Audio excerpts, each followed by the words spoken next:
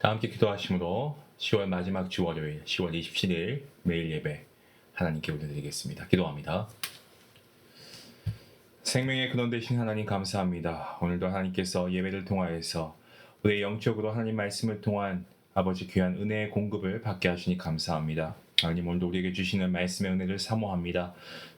특별히 오늘 이 시간 우리의 자녀를 위해서 함께 기도합니다. 우리의 다음 세대를 주님께 올려드립니다. 정말 이 세대가 세상의 거센 물결 가운데서도 말씀을 통한 믿음의 뿌리가 흔들리지 않게 주님께서 인도하여 주시옵소서, 붙잡아 주시옵소서. 세상에 유혹이 있습니다. 혼란이 있습니다. 어느 때보다도 정말 죄악이 난무한 세상입니다. 하나님 말씀을 생명으로 붙잡는 세대, 우리 다음 세대가 될 수 있기 원합니다. 그래서 그들 마음속에 정말 복음의 확신이 날마다 커 나갈 수 있도록 하나님 이들과 함께하여 주시옵소서. 학교에서, 친구에서, 또 직장에서, 가정 속에서 정말 그리스도의 향기를 나타내는 우리의 자녀가 되게 하시고, 아버지 이들을 양육하는 부모와 교사들 가운데 주님께서 지혜와 사랑을 더하여 주시옵소서.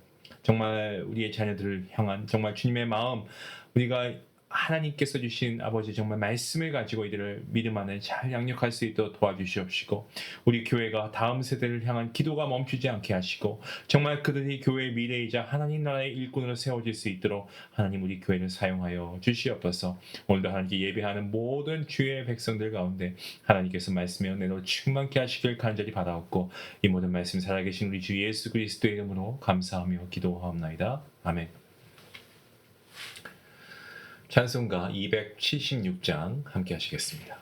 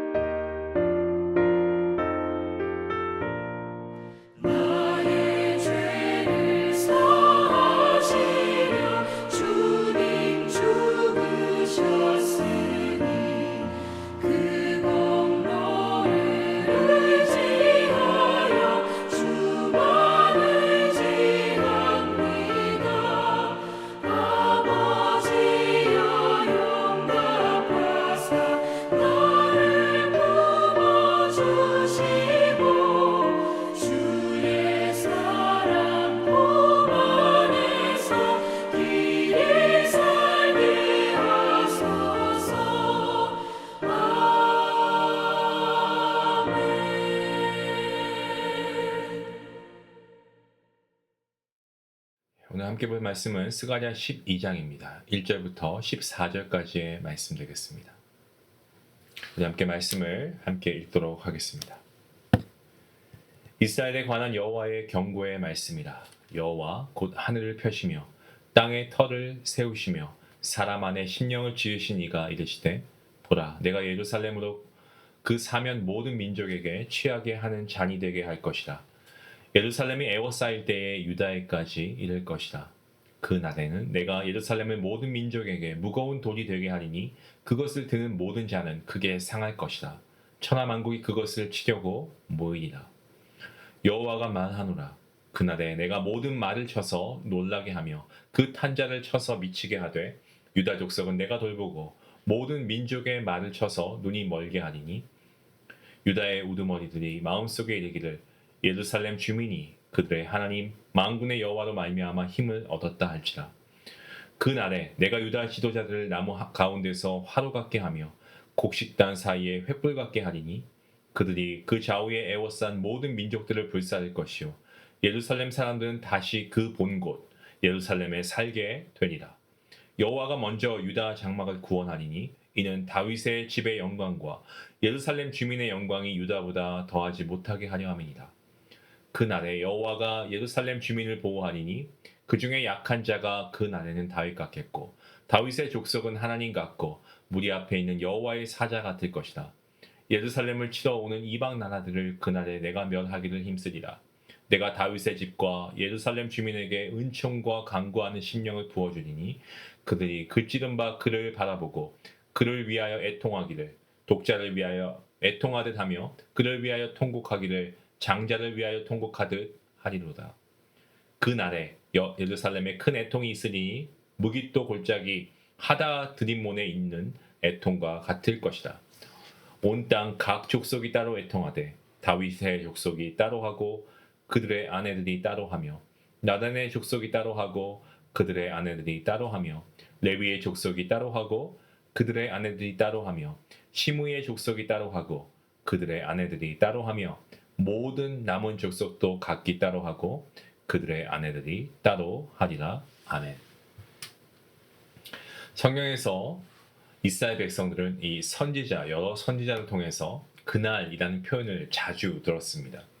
이 말은 하나님의 심판과 그리고 구원, 그리고 메시아의 통치를 가리키는 말로 구약의 예언과 그리고 묵시 문학에서 아주 중요한 주제이기도 합니다. 스가랴서 후반부죠. 스가랴서 9장부터 14장까지를 후반부라고 하는데 여기에서는 바로 그날, 다시 말씀드리면 메시아의 오심과 하나님의 구원을 중심으로 전개가 됩니다. 오늘 본문입니다. 이 12장은요 두 부분으로 나눌 수가 있습니다. 본문의 1절부터 9절까지의 말씀, 이 전반부인데요. 여기에서는 예루살렘을 지키시는 하나님의 구원에 대한 말씀이고요. 그리고 12장 후반부에 대한 10절부터 14절까지의 말씀은 메시아의 고난과 백성들의 애통을 다루고 있습니다. 하나님께서는 그날에 이루실 일들을 통하여서 백성들에게 다시 한번 이 소망과 회복의 메시지를 주고 계십니다. 앞서 말씀드린 대로 이 전반부죠. 본장의 전반부 1절부터 9절까지의 말씀은 예루살렘을 지키시는 하나님에 대한 말씀입니다.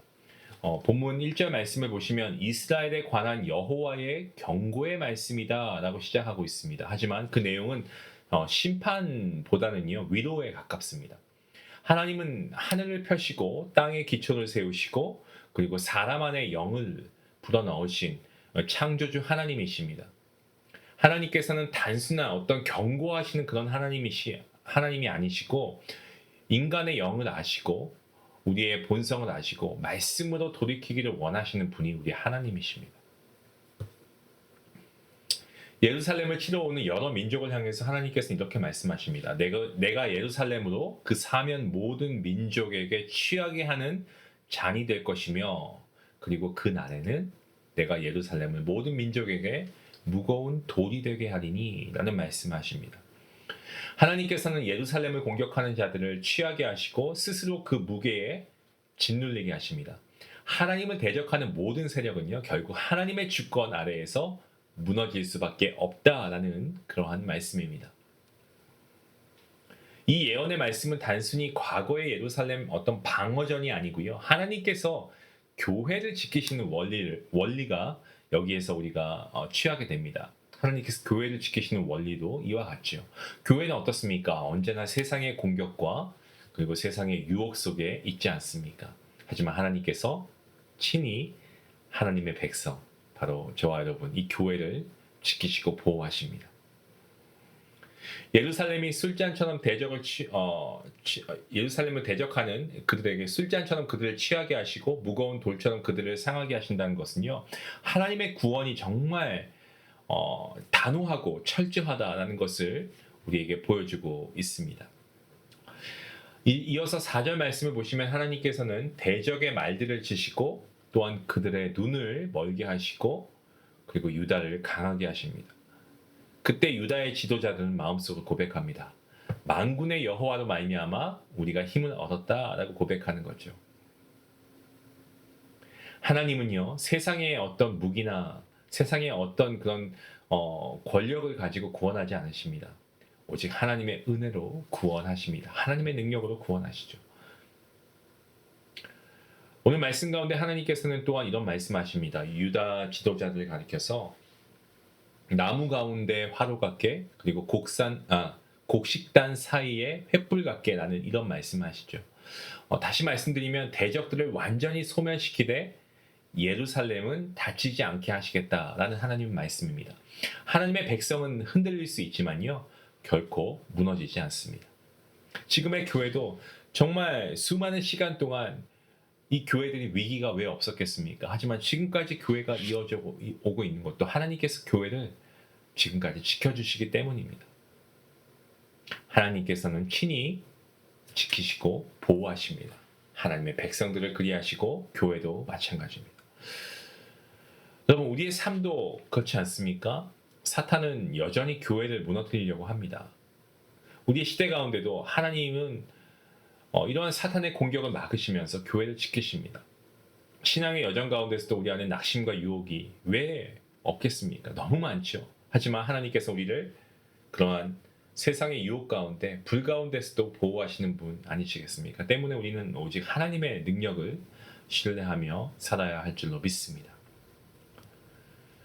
본문 7절부터 9절까지의 말씀은 구원의 완성을 선언하고 있습니다. 그날에 여호와가 예루살렘 주민을 보호하리니 약한 자가 다윗 같겠고 다윗의 족속은 하나님 같을 것이다. 하나님은 연약한 자를 강하게 하시고요, 낮은 자를 들어 높이 세우십니다.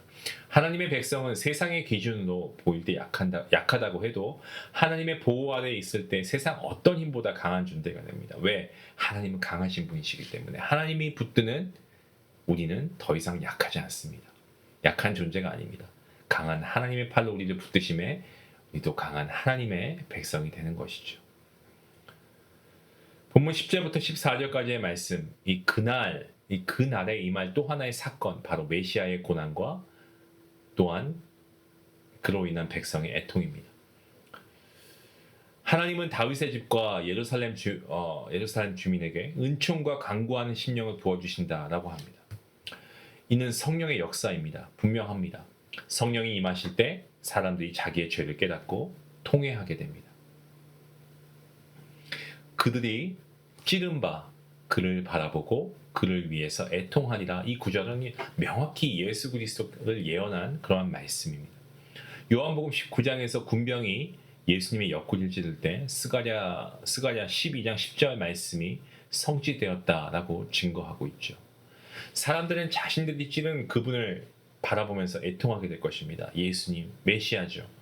메시아를 거부하고 배척한 그 인류가 예수님의 십자가 앞에서 죄를 깨닫고 통곡하게 되는 순간입니다. 본문 11절 말씀은 예루살렘에 큰 애통이 있을 것이다 라고 합니다. 그 애통은 무깃도 골짜기에서 요시야 왕이 죽었을 때 백성들이 울었던 것과 같을 것입니다. 이스라엘 백성은 자신들 죄 때문에 죽으신 예수 그리스도를 생각하며 가슴을 치며 애통해야 할 것입니다. 12절부터 14절까지의 말씀은 그 애통에 동참하게 되는 사람들의 부류를 열거하고 있습니다. 그 부류가 나오고 있습니다. 온 나라가 슬피 울 것이고 가족마다 따로 슬피 울 것이고 다윗의 족속은 유다 왕가를, 나단의 족속은 레위의 손자 중에 있었던 가문으로 추정이 됩니다. 레위 족속은 제사장 가문을 의미하고 시므이의 족속이 레위의 손자 중에 있었던 가문으로 추정이 됩니다. 또한 남은 모든 족속도 어떻습니까? 각기 따로 애통하게 될 것이다 라는 이 예언을 끝으로 본문이 마무리가 되고 있습니다. 여러분, 주님께서는 이 땅에 오셨습니다. 성육신하셔서 이 땅에 오셨고 율법을 완성하셨고 그리고 우리를 위해서 십자가에서 보여들려 죽으시고 사흘 만에 부활하시고 승천하셨습니다. 부활하신 주님은 오늘도 주님의 영이신 성령 하나님을 통해서 우리 성도들의 삶 가운데 임하시고 구원의 역사를 계속해서 이루어 가십니다. 그리고 언젠가 재림하실 그날에 모든 민족이 예수님 앞에 무릎 꿇고 경배하게 될 날이 분명히 다가올 것을 우리는 믿습니다. 그 날에는 모든 입이 예수를 주라 시인하게 될 것입니다. 오늘을 살아가는 저와 여러분들, 우리 그리스도인들은 재림하실 주님을 고대하며 살아야 합니다. 우리 안에 재림의 신앙이 있어야 됩니다. 다시 오실 주님을 기대하는 그 소망이 있어야 됩니다. 우리에게 주신 과업, 우리에게 주신 사명 아직 남아 있습니다. 때문에 주님은 우리에게 다시 한번 기회를 주고 계십니다. 하지만 그런 가운데서 우리가 오늘 하루 얼마나 성실하게 이 하루를 살아가고 있습니까? 우리가 열심히 살아야 합니다. 왜냐하면 주님이 곧 다시 오시기 때문에 그렇습니다. 우리를 지금도 지키시고 보호하시는 주님과 더불어서 충성스러운 하루하루 우리의 삶을 살아갈 수 있기 원합니다. 우리도 언젠가는 이 세상을 떠나게 되어 있습니다. 어쩌면 우리 주님의 재림을 우리가 사는 어간에 경험하지 못할 수도 있습니다. 하지만 정말 매일매일 한순간 한순간이 주님의 다시 오심을 우리가 고대하며 소망하는 하루가 되어야 하겠습니다. 그러기 위해서는 매 순간 우리가 주님과의 사랑의 관계를 우리가 점검하고 주님의 그 사랑 안에 거하여야 합니다. 또한 우리 주변의 영적인 정말 빈들과 광야와 같은 곳에서 신음하고 공고한 삶을 살아가는 영혼들이 있다면 여러분 그분들에게 다가가셔서 예수님의 사랑으로 그들을 이끄시고 위로하시고 격려하시고 더 나아가서 그분들에게 복음을 전할 수 있는 그러한 삶을 살아갈 수 있는 우리 모두가 될 수 있기를 주님의 이름으로 축원합니다. 기도하시겠습니다. 하나님 감사합니다. 오늘 스가랴 선지자의 메시지를 통해서 정말 우리에게 하나님이 주시는 이 말씀의 은혜가 너무나도 귀합니다. 하나님 이스라엘을 구원하신 하나님 지금도 우리를 찾아오시고 우리를 구원하시며 또한 우리를 이끄시고 보호하시는 하나님이신 줄로 믿습니다. 우리도 어찌 보면 그 십자가 선상에서 예수님을 죽였던 죄인들과 무엇이 다르겠습니까?